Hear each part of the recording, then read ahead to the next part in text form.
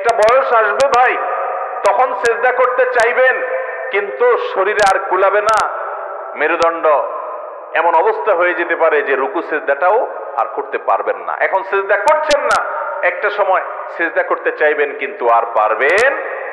কিয়ামতের ময়দানে আল্লাহ রাব্বুল আলামিন এর সত্তা জাতে পাক যখন আসবে সামনে, অনেক লোক, আল্লাহ সবাইকে ডাকবেন, সবাই যেন আল্লাহকে সিজদা করে সরাসরি আল্লাহকে সিজদা করতে। সেদিন ওই সমস্ত লোক পারবে যারা দুনিয়াতে আল্লাহকে সিজদা করেছে, আর বাকি লোকরা চেষ্টা করবে কিন্তু সেদিন কপাল পোড়া সিজদা করতে পারবে না।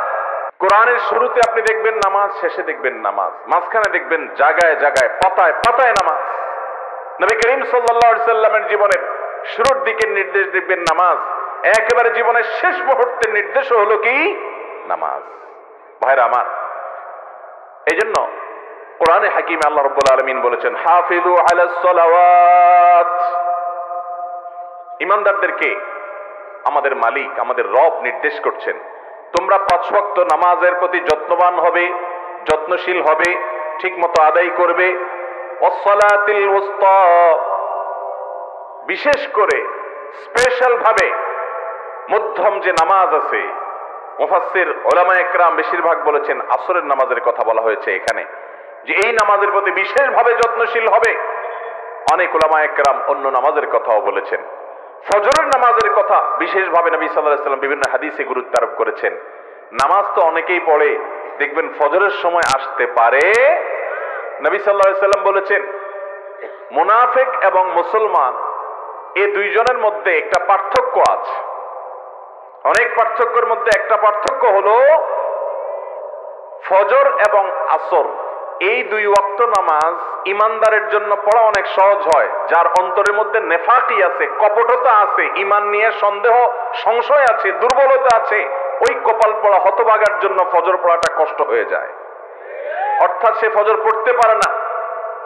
ভাইরা আমার, আমরা প্রত্যেকে যদি নিজের অবস্থানকে এই প্যারামিটার দিয়ে মাপার চেষ্টা করি, তাহলে দেখতে পাবো আমাদের ইমানের অবস্থা কোন জায়গা।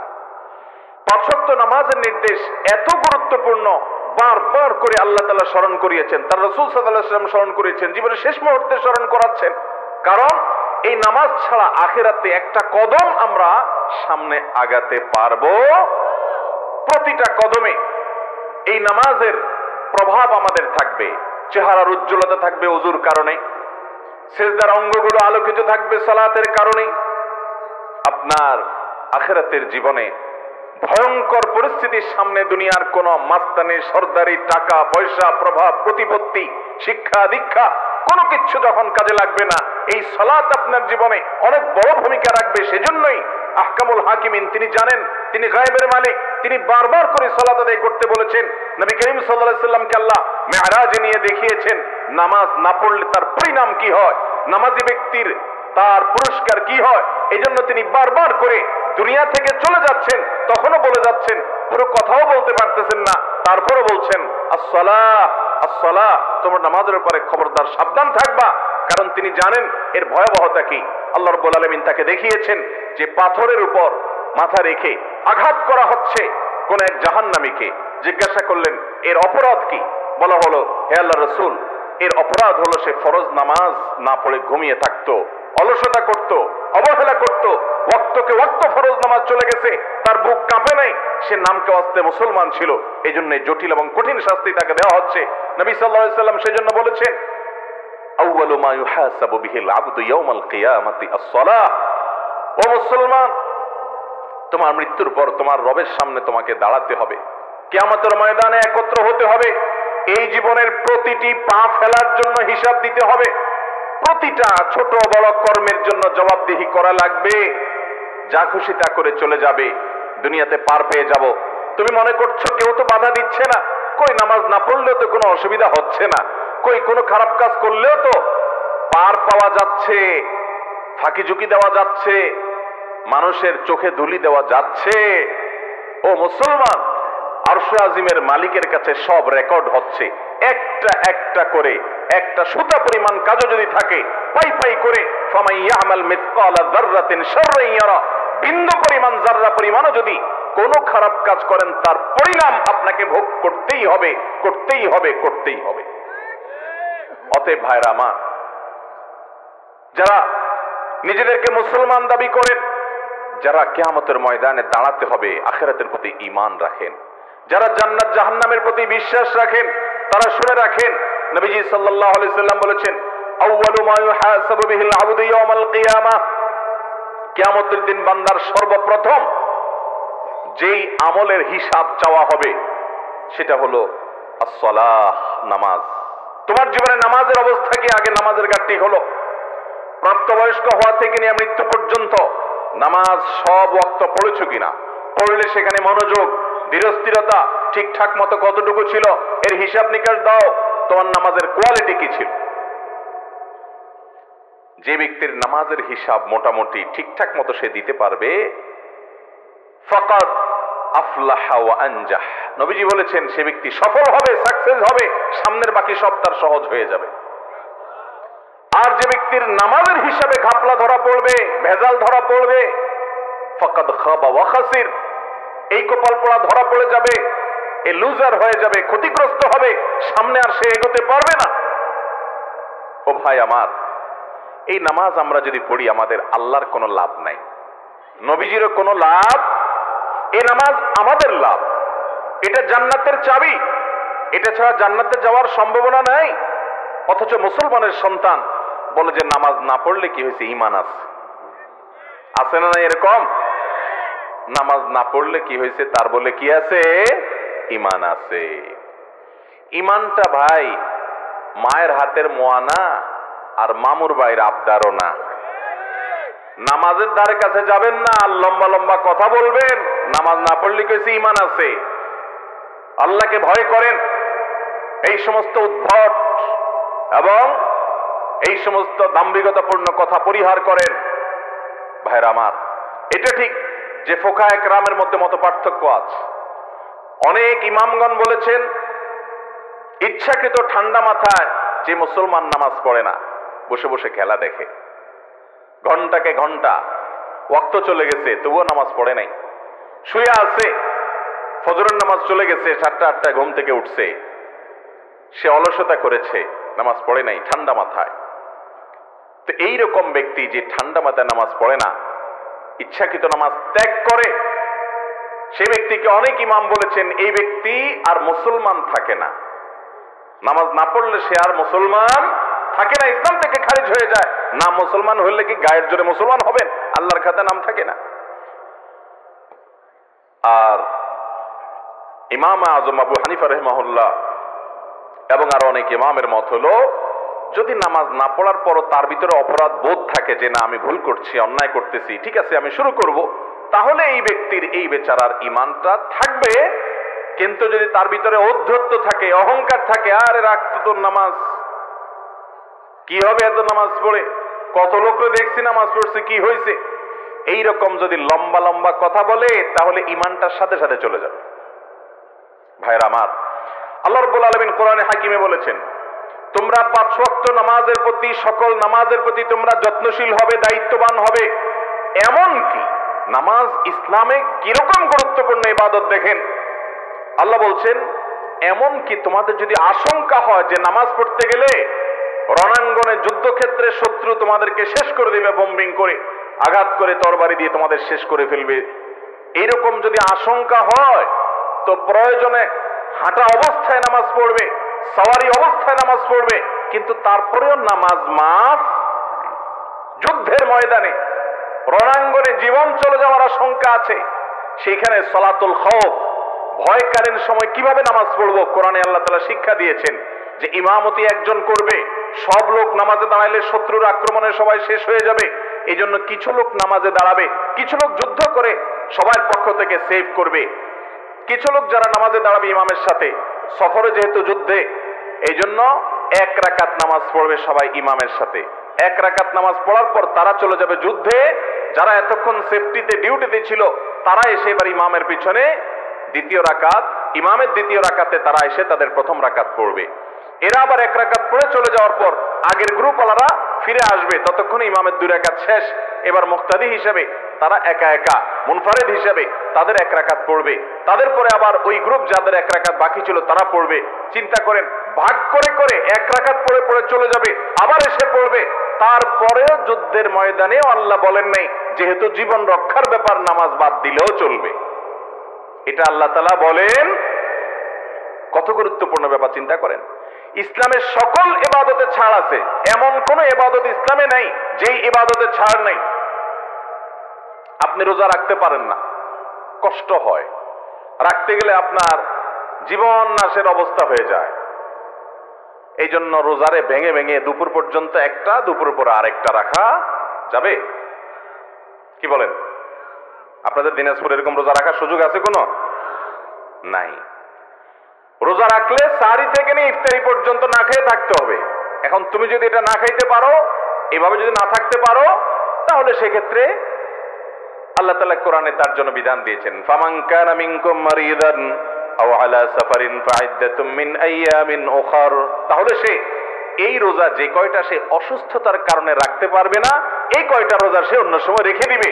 কিন্তু তাই বলে এই রোজার ক্ষেত্রে আল্লাহ বলেন নাই যে যেভাবেই হোক রমজানের রোজা রাখা লাগবে, পুরা পারো না তো অর্ধেক রাখো, হ্যাঁ মাঝখানে কিছু খাও তাও রাখতে হবে, এরকম কথা আল্লাহ বলেন নাই। ঠিক আছে, এখন রাখতে পারতেছো না, এত অসুস্থতা যে রাখলে তোমার জীবন নাশের ভয় হবে, এত বেশি অসুস্থ। আবার দেখেন হালকা পাতলা গ্যাস্ট্রিক আর প্লাস্টিক হইলে রোজা ভাঙা শুরু করে দিবেন, সেটা কিন্তু চলবে। জটিল অবস্থা, এত রোগ, ডেঙ্গু হয়ে গেছে, ভয়ঙ্কর অবস্থা, প্রচুর পানি পান করতে হবে ডাক্তার বলে দিয়েছে, না হলে মৃত্যু মুখে পতিত হতে পারেন, ভয়ঙ্কর অবস্থা হতে পারে। প্লাটিলেট অনেক বেশি কমে গেছে, অন্যান্য সমস্যা অনেক বাড়ছে।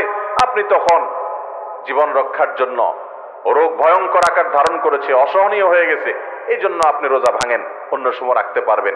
সফরে আছেন, কষ্ট হচ্ছে রোজা রাখতে, রাখতে পারছেন না, অসুবিধা নেই, অন্য সময় রেখে দেন, কিন্তু রাখতে হবে। ছাড় রোজার ক্ষেত্রে আছে। কি বলেন? সফরে নামাজ কারোর পড়তে একটু কষ্ট হচ্ছে, ঝামেলা হচ্ছে, না পড়লে চলবে? পরে পড়লে চলবে? আল্লাহ তাআলা বলেছেন প্রয়োজনে, প্রয়োজন না, আল্লাহ তাআলার বিধান এটা যে সফরে 4 রাকাতের নামাজগুলো 2 রাকাত করে দেওয়া হলো, তারপরেও পড়তে দেখছেন। অন্য সময় পড়লে হবে না, যত সময় পড়তে হবে। ইন্নাস সালাতা কানাত আলাল মুমিনিনা কিতাবাম মাওকুতা, নিশ্চয়ই ঈমানদারদের জন্য নামাজ নির্দিষ্ট সময়ে পড়াটাকে আল্লাহ তাআলা অবধারিত করে দিয়েছেন, ফরজ করে দিয়েছেন। এটা ছাড়া মুসলমানের কোনো গতি। ভাইরা আমার, আপনি দেখুন একজন মানুষ সমুদ্রে ডুবে গেছে, সমুদ্রে ডুবে গেছে, ওই সমুদ্রে নিমজ্জিত অবস্থায় একটা কলা গাছ ধরে অথবা একটা বেলুন অথবা কোনো একটা কিছু ধরে সে কোন রকম ভেসে আছে, লাইফ জ্যাকেট আছে, একটু ভেসে আছে। এই অবস্থায় নামাজের যদি সময় হয়, ইসলামী শরিয়ার নির্দেশনা হলো ওই অবস্থায়, সমুদ্রে নিমজ্জমান অবস্থায় হলেও যেই দিকে কেবলা, কেবলা কোন দিকে জানে না, অনুমান করে আন্দাজ করে যেদিকে কেবলা মনে হয় ওই দিকে ফিরে সে ইশারায় হলেও নামাজ পড়তে হবে, নামাজ মাফ নাই। নবী করিম সাল্লাল্লাহু আলাইহি সাল্লাম বলেছেন, তোমাদের মধ্যে যে দাঁড়িয়ে নামাজ পড়তে পারে না সে বসে পড়বে, যে বসে পড়তে পারে না সে শুয়ে পড়বে, তারপরেও নামাজ তরক করার কোনো সুযোগ নাই। আল্লাহ তাআলা এই জন্য বলেছেন কোরআনে, ফাইন খিফতুম ফারজালনা আও রুকবানা, নামাজ পড়তে ভয় হয়, জীবন নাশ হতে পারে, তাহলে প্রয়োজনে হেঁটে হেঁটে সওয়ারি অবস্থায় হলেও পড়তে হবে। নবী আলাইহিস সালাতু ওয়াস সালাম আরো বলেছেন, বুনিয়াল ইসলামু আলা খামস, ইসলাম 5টা স্তম্ভের উপর দাঁড়িয়ে আছে। কয়টা খুঁটির উপর দাঁড়িয়ে আছে ইসলাম? 5টা। একটা ঘরের সাথে যদি ইসলামকে তুলনা করা হয়, একটা ঘর যেরকম অনেক কিছু লাগে, ইসলামেও অনেক কিছু লাগে। এর ভিতরে মেইন যেগুলো খুঁটি, পিলার, সেই ইসলামের পিলার হলো 5টা। এর ভিতরে প্রথম পিলার হলো কালিমাতুশ শাহাদা, আল্লাহর একত্ববাদের সাক্ষ্য দেওয়া এবং মুহাম্মদ সাল্লাল্লাহু আলাইহি সাল্লাম যে আল্লাহর রাসূল সে কথার সাক্ষ্য দেওয়া, এটা হলো ইসলামের 1 নম্বর খুঁটি। 2 নম্বর খুঁটি কি? 5 ওয়াক্ত সালাত, 5 ওয়াক্ত নামাজ। 3 নম্বর খুঁটি হলো যাকাত। 4 নম্বর খুঁটি হলো রোজা রমজান মাসের, আর 5 নম্বর খুঁটি হলো বাইতুল্লাহর হজ করা। তাহলে 5 কোটির ভিতরে ইমানের পরে সবচেয়ে ভালো কাজ হলো নামাজ। নামাজের চাইতে গুরুত্বপূর্ণ কোনো কাজ ইমানদারের কাছে আর হতে পারে না। ভাইরা আমার, কোরআনে কারিমে আল্লাহ তাআলা বলেছেন, যারা জাহান্নামে যাবে, জাহান্নামে লোকগুলোকে জিজ্ঞাসা করা হবে, মা সালাকাকুম ফি সাকার, তোমাদেরকে জাহান্নামে কোন কাজে নিয়ে এসেছে, কি কারণে তোমরা জাহান্নামে আসলা? ক্বালু লাম নাকু মিনাল মুসাল্লিন ওয়া লাম নাকু নুত'ইমুল মিসকিন। তারা বলবে আমরা জাহান্নামে আসছি, এর প্রথম কারণ হলো যে আমরা মুসল্লি ছিলাম না, নামাজ পড়তাম না। ভাইরা আমার, এটি জাহান্নামে যাওয়ার অন্যতম প্রধান কারণ। খলিফাতুল মুসলিমিন ওমর ফারুক রাদিয়াল্লাহু তাআলা আনহু বলেছেন, লা হাজ্জা ফিল ইসলাম লিমান তারাকাস সালাহ, যে ব্যক্তি নামাজ ত্যাগ করে ইসলামে তার কোনো অংশ নাই, কোনো হিস্সা নাই। ও মুসলমান, আর যা করেন না করেন, 5 ওয়াক্ত নামাজ আপনি ছাড়তে পারেন না।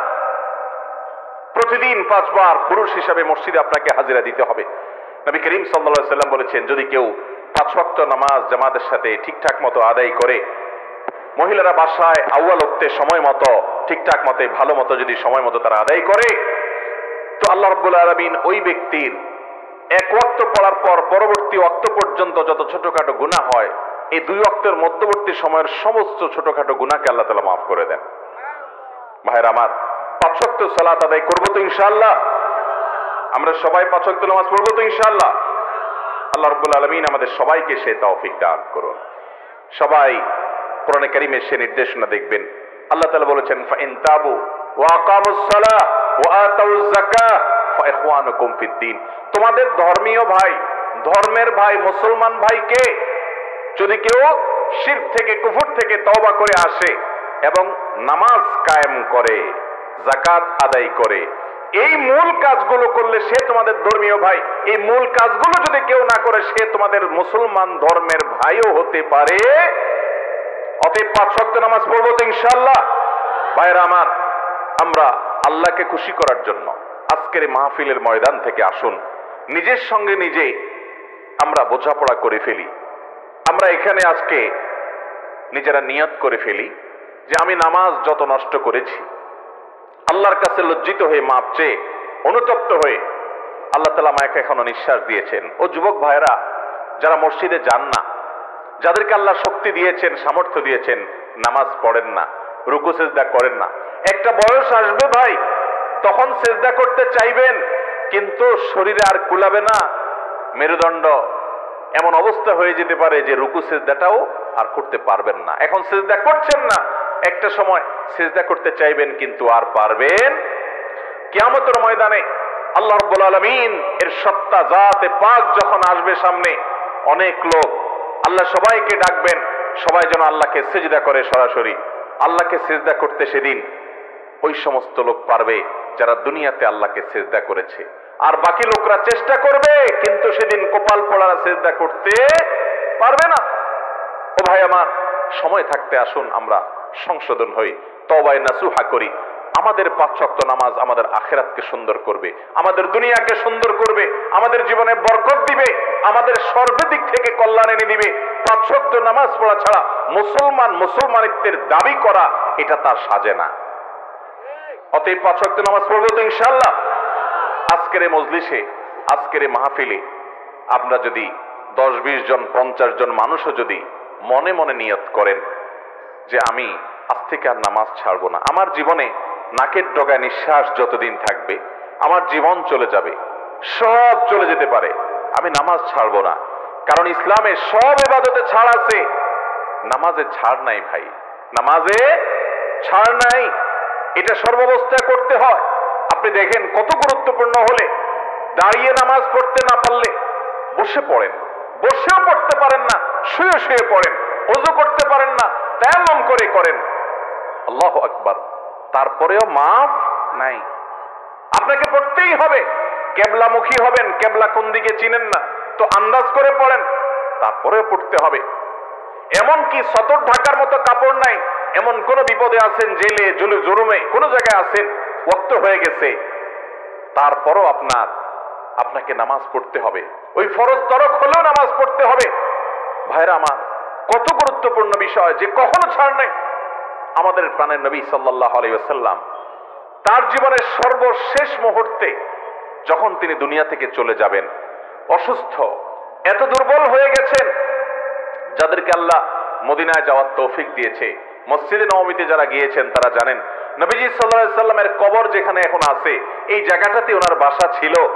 আর মসজিদে নববীতে ওনার যে মিম্বরটা আছে, এই বাসা থেকে মিম্বর আমাদের এই পুরো প্যান্ডেলটার এই মাথা আর ওই মাথা এতটুকু হবে না, আরো কম। ওখান থেকে মিম্বর পর্যন্ত হেঁটে এসে মসজিদে জামাতে শামিল হবেন, মসজিদের সাথেই তার বাসা। তিনি সেখান থেকে ভিতর দিয়ে হেঁটে, দরজা আছে, এই পর্যন্ত এসে যে নামাজ পড়বেন এই শক্তি তার শরীরে ছিল না। নবীজি সাল্লাল্লাহু আলাইহি সাল্লাম তখন দুইজন সাহাবীকে ডাকলেন, আলী এবং আব্বাস রাদিয়াল্লাহু তাআলা আনহুমা, এই দুইজনকে ডেকে বললেন কাছে আসো। তারপর দুই হাতটা তাদের কাঁধের উপর তুলে দিলেন। গোটা শরীর উঠানোর মতো ক্ষমতা তার ছিল না, নবীজি পুরো শরীরের ভার তাদের উপর ছেড়ে দিলেন। তাদের দুই কাঁধে দুই হাত রেখে পাওগুলোতে মাটির সাথে টানতে টানতে তারা নিয়ে আসলেন তাকে মিম্বরের কাছে। নবীজি সাল্লাল্লাহু আলাইহি সাল্লাম ইমামতি করে নামাজ পড়ানোর মতো দাঁড়িয়ে সেই ক্ষমতা তার ছিল না। তিনি আবু বকরকে অনুরোধ করলেন আপনি ইমামতি করেন। আম্মা জান আয়েশা রাদিয়াল্লাহু তাআলা আনহা তিনি জানেন তার বাবা নরম দিলের মানুষ, নবীজি সাল্লাল্লাহু আলাইহি সাল্লামের সামনে ইমামতি করতে তার বুক কাঁপবে, তিনি পারবেন না। আবু বকর রাদিয়াল্লাহু তাআলা আনহু কাচুমুচু করছেন, অপারগতা প্রকাশ করছেন, লাজুক মানুষ ছিলেন। আম্মা জান আয়েশা বলেন, হে আল্লাহর রাসূল, আমার বাবা বড় নরম দিলের মানুষ, বড় কোমল মনের মানুষ, উনি আপনার সামনে ইমামতি করতে পারবে না। আপনি কষ্ট করে আপনি ওনাকে এর জন্য মাজুর হিসাবে রাখেন, ছাড় দেন, উনি পারবে না আপনার সামনে নামাজ পড়াতে। এত সম্মান নবীজি সাল্লাল্লাহু আলাইহি সাল্লামকে করতেন, এত ইজ্জত তাকে করতেন। তখন নবী সাল্লাল্লাহু আলাইহি সাল্লাম নিজে ইমামতি করেছেন মাজুর অবস্থায়। তারপরেও দুইজনের কাঁধে ভর করে দুই পাকে মাটির সাথে টানতে টানতে নিয়ে গেছেন, তারপরেও বাসায় নামাজ পড়েন নাই। ও যুবক, আল্লাহর নবী যার পূর্বের পেছনে সবকিছু মাফ, যিনি জান্নাতীদের সর্দার, যিনি নবীদের সর্দার, যিনি আল্লাহর এত প্রিয় মানুষ, তিনি বাসায় নামাজ পড়লেও তো হইতো, কিন্তু ওই সময় পর্যন্ত জীবনের এরকম গুরুত্বপূর্ণ সময়, মৃত্যু মুখে পতিত, ভয়ঙ্কর অসুস্থ, এত দুর্বল শরীর নিয়ে নবীজি মসজিদের বাইরে নামাজ পড়েন নাই। আর ও যুবক, তুমি মসজিদে যাচ্ছ না, তোমার মালিকের সামনে তুমি মুখ দেখাবে কিভাবে? তুমি কিভাবে জবাবদিহি করবে? দিন এক সময় শেষ হয়ে যাবে ভাই, শক্তি এক সময় শেষ হয়ে যাবে। যখন বৃদ্ধ হয়ে যাবেন তখন মসজিদ থেকে আপনাকে কেউ টেনেও বের করতে পারবে না, মুয়াজ্জিন দরজা বন্ধ করে দিলে তার সাথে ঝগড়া করবেন যে দরজা বন্ধ করার দরকার কি, একটু আল্লাহর ঘরে বসে তাসবিহ তাহলিল পড়ি, একটু তেলাওয়াত করি। ভাইরা আমার, ওই বৃদ্ধ বয়সে ইবাদত করতে চাইবেন, কিন্তু যৌবন বয়সটা শয়তানকে দিয়ে দিবেন, বৃদ্ধ বয়সটা শুধু আল্লাহর জন্য রেখে দিবেন, যৌবন বয়সটা ইবলিসের কথা অনুযায়ী চলবেন, নিজের মন মতো চলবেন। কোন মুখে আল্লাহর কাছে জান্নাত দাবি করবেন? 5 ওয়াক্ত নামাজ পড়বো তো ইনশাআল্লাহ। আমি কিছু হাত চাই, গণহারে না। ওয়াজ মাহফিলে গণহারে হাত সবাই তুলতে পারে, হাত তুলতে পয়সা করি লাগে না, আমি জানি। ভাইরা, সেই হাত না। সিরিয়াসলি যারা এই মজলিসে আরশের মালিক দেখছেন, সবকিছু দেখছেন, তার কাছে সবকিছু প্রকাশ্য, কোনো কিছু গোপন নেই, তাকে সাক্ষী রেখে এই মজলিসে যদি 10 জন 5 জন মানুষও নিয়ত করেন যে আমি বহু নামাজ ছেড়েছি আর ছাড়বো না, আগে নিজে বোঝাপড়া করেন যে আমি আমার মোড় চেঞ্জ করেছি, আমি মুসলমান, আমি নামাজ ছাড়বো না, আর যা হোক না হোক নামাজ আমি ছাড়বো না, ঠিক মতো নামাজটা পড়বো, জীবন চলে যেতে পারে, নামাজ আমি ছাড়বো না। কোন বন্ধুর আড্ডা মজলিস, ওরা নামাজ পড়ে না, ওদেরকে প্রয়োজনে আমি ছেড়ে দিব, নামাজ আমি ছাড়বো না। আমার কোনো কাজ কাম নামাজ পড়তে গেলে আর হয় না, ওই কাজ কাম প্রয়োজনে ছেড়ে দিব, নামাজ আমি ছাড়বো না। মুসলমান নামাজ ছাড়া থাকতে পারে না।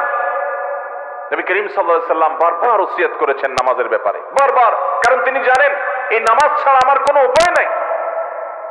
ভাইরা আমার, আল্লাহ তাআলা কোরআনে এই জন্য পৃষ্ঠায় পৃষ্ঠায় বলেছেন আকিমুস সালাহ, তোমরা নামাজকে যথাযথভাবে আদায় করো, সালাত কায়েম করো, বারবার নির্দেশ করেছেন কোরআনের শুরু শেষ সব জায়গায়। অতএব যারা 5 ওয়াক্ত নামাজ এখন থেকে নিয়মিত পড়বেন, দিল থেকে নিয়ত করেছেন, আল্লাহ তাআলাকে সাক্ষী রেখে শপথ করে মনের গভীর থেকে ভবিষ্যতে নামাজ পড়বেন, ছাড়বেন না, এই সংকল্প যারা করছেন, বুঝে শুনে মিছামিছি না, সিরিয়াসলি জীবনকে পরিবর্তন করে ফেলেছেন, হিম্মত করেছেন, এই মানুষগুলো শুধু হাত তুলবেন এখন। কিন্তু ইবলিস আপনাকে বোঝাবে, অনেকভাবে বোঝাবে। ভাইরা আমার, আমাদের দুশমন ইবলিস। আল্লাহ তাআলা আমাদের আদি পিতা আদম আলাইহিস সালামকে এই ইবলিসের ওয়াসওয়াসার কারণে জান্নাত থেকে বের করে দিয়েছেন। এই ইবলিস আমাদের শত্রু। আল্লাহ তাআলা ওকে ক্ষমতা দিয়েছেন, ইয়াজরি আহাদাকুম মাজরাদ দাম। নবীজি বলেছেন আমাদের শরীরের শিরায় শিরায় ইবলিস ঢুকতে পারে, শয়তান ঢুকতে পারে, আমাদের শরীরের ভিতরে প্রভাব সৃষ্টি করে, আমাদের মনের মধ্যে প্রভাব সৃষ্টি করে। এই মজলিসে এখন মানুষ যতগুলো আছে, কমপক্ষে এতগুলো বরং এর চেয়ে বেশি ইবলিস আছে। কারণ প্রত্যেক মানুষের সাথে একজন করে মিনিমাম আছে, একজন করে আছে, আর এর বেশিও আছে। আমি এখন এত ওয়াজ করতেছি আল্লাহ রাব্বুল আলামিনের ভয়, কোরআনের কথা বলছি, হাদিসে রাসূলের কথা বলছি, যেগুলো জান্নাতে নিয়ে যেতে চায়। আমাদের জান্নাতে যাওয়ার পথে বাধা ইবলিস। আমাদের বাবা আদমকে বের করছে জান্নাত থেকে এই ইবলিস। আমরা ভালো কাজ করে, নেকামল করে, কোরআন পড়ে, সালাত পড়ে, হক হালালি চলে আমরা আবার জান্নাতে যাব, এটা ইবলিস হতে দিবে না।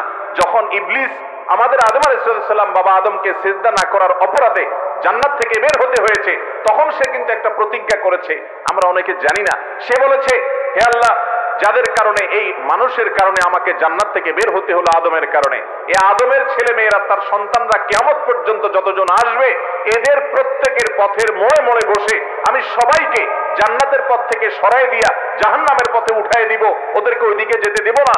আপনি নামাজ পড়তে যান, ইবলিস নামাজ পড়তে দেয় না, অলসতা সৃষ্টি করে, নানান বাজে চিন্তা করে, আরে রাখো পরে পড়বো, দেখা যাবে, এরকম বলে।